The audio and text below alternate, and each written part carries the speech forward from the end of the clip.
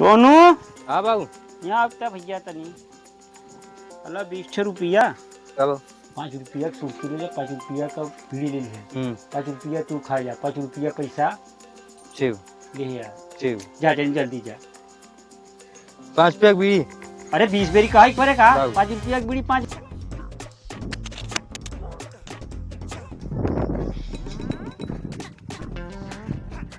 रुक रुक रुक रुक पैसा पाए है हमार नहीं तारा पैसा नहीं पाल नहीं पैसा मैं पाए है ना में देख 10 लिखा बा 10 ठे पाए में से खड़ी खड़ी तो पाए है देख हमारा पैसा हवाई देख गिन के गिन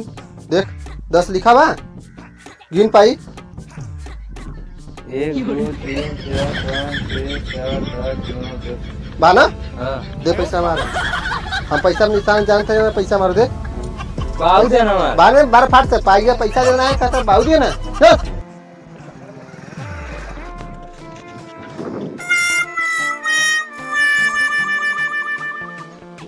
ले जा सामानवा नहीं पकड़ा ले लेन ले ले लिए लेकिन रहा नंबर 10 टे पाई रहा 10 रुपया लिखा रहा चिन्ह बताई के ले लेन